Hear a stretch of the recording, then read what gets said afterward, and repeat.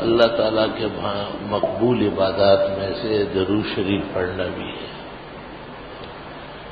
جناب نبی کریم صلی اللہ علیہ وسلم کے بڑے حقوق و آداب ہیں،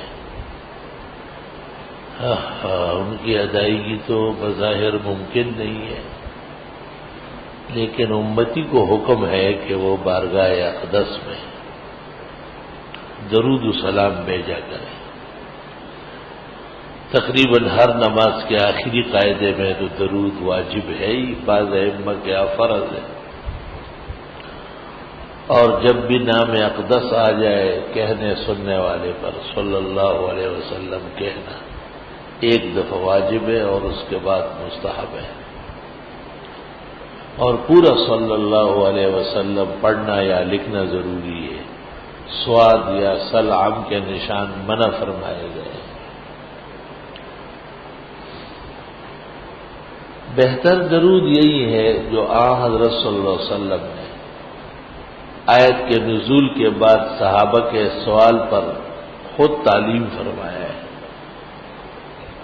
اللہم صلی علی محمد وعلی آل محمد کما صلیت علی ابراہیم وعلی آل ابراہیم انک حمید مجید، اللہم بارک علی محمد وعلی آل محمد کما بارکت علی ابراہیم وعلی آل ابراہیم انک حمید مجید۔ سنت درود کی نشانی یہ ہے کہ اس میں اللہ سے طلب ہوگی، جیسے اللہم صلی یا رب صلی وسلم یا صلی اللہ علیہ وسلم، یہ سنت درود کی نشانی ہے۔ اور جعلی الفاظ جیسے الصلاۃ والسلام علیک یا رسول اللہ یا حبیب اللہ یا نبی اللہ، یہ گھڑے گئے ہیں، شریعت میں یہ الفاظ نہیں ہیں۔ حضرت صلی اللہ علیہ وسلم نے عمر مبارک میں کبھی نہ کہے نہ سنے، صحابہ کرام نے نہ کبھی سنے ہیں نہ انہوں نے پڑھا ہے۔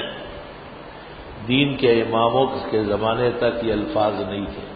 656 ہجری کے بعد موصل شہر میں ظفر الدین ابن کوکر ابن اربل بادشاہ نے، جس نے میلاد پہلی مرتبہ منایا تھا، اس بدعتی نے یہ صلاۃ والسلام بدعتیوں والا بنایا ہے۔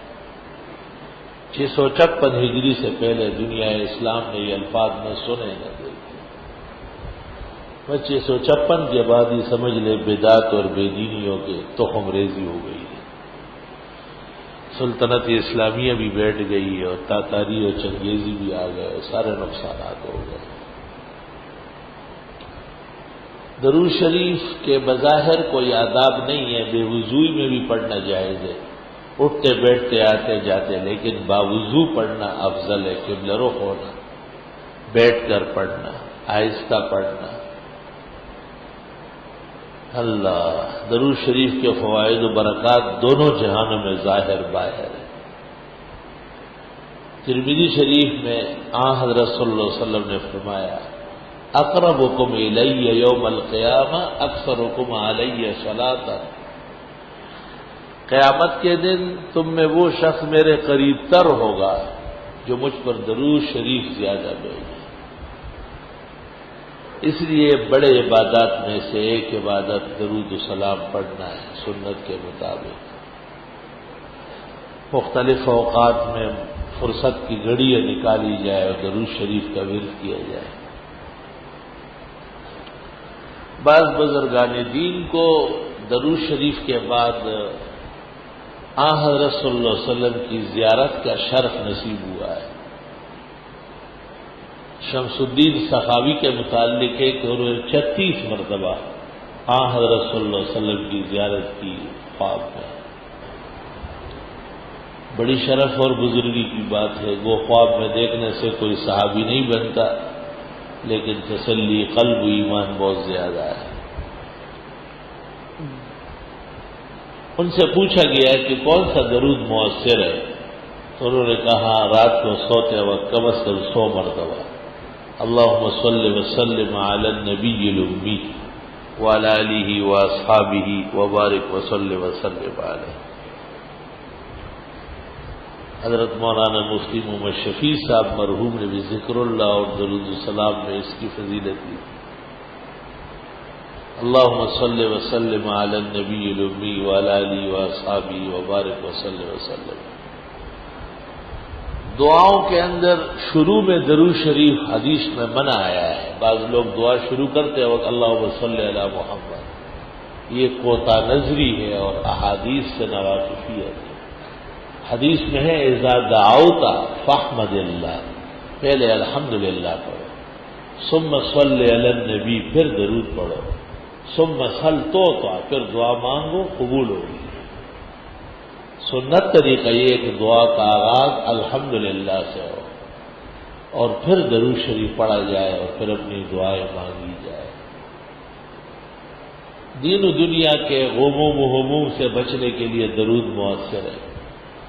مشکلات کے حل میں، حاجت برائی میں، نیل المرام میں اور استجاب الدعوات میں دعائیں قبول ہونے کے لیے بڑا مؤثر ہے. بعض لا حل قسم کے مسائل، پیچیدہ بیماریاں، دیگر دقت اور دشواریاں بھی درود شریف کے ذریعے حل ہوتی ہیں. شیخ شاذلی کا قصہ لکھا ہے کہ وہ مفلوج ہو گئے تھے اور ایک کشتی سے ایک جھیل میں ڈال دیے گئے. مسافرین نے کہا یہ چل نہیں سکتا، کون اس کو اٹھائے؟ وہی جھیل میں ایک طرف پڑے رہو، قریب میں چھوٹا سا چشمہ تک کا پانی پیتے رہو ہاتھ سے اور یہی مر جاؤ، ختم ہو جاؤ. اس زمانے میں تو بہت مشکل تھا، کوئی ایک لوٹا ساتھ لے جانا آسان نہیں تھا. لوگ چلے گئے کو چھوڑ کر جھیل میں.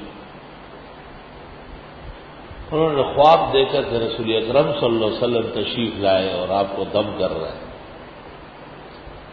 آپ کی آنکھیں کھلی اور رونے لگے اور کہا حضرت آپ مجھ پر دم کر کے کیا پڑھتے ہیں؟ کہا جو درود شریف آپ پڑھتے ہیں وہی پڑھتا ہوں. جب اٹھے نیند سے بیدار ہوئے، فالج ختم، بیماری ساری کے سارے ڈسمس، اٹھ بالکل صحیح سلامت وہاں سے اٹھ کے آئے. انہوں نے پھر اس درود کو بار بار لکھا ہے، اس سے ایک کتاب بن گئی ہے دلائل الخیرات، جو بزرگان دین کے ہاں بڑا مجرب وظیفہ ہے. یہی درود ابراہیمی اور یہ سخاوی والا درود ہو، یا رب صلی وسلم علیہ صلی اللہ علیہ وسلم، توجہ سے، اخلاص سے، خاص کر رات کو سونے سے پہلے 100، 150، 200 بار پڑھی جائے. دعاؤں کا پہلے تصور کرے مشکلات کا اور اللہ کے حضور استغاثہ کرے کہ خدایا میں عاجز و مسکین ہوں اور میں ایک کمزور بندہ ہوں.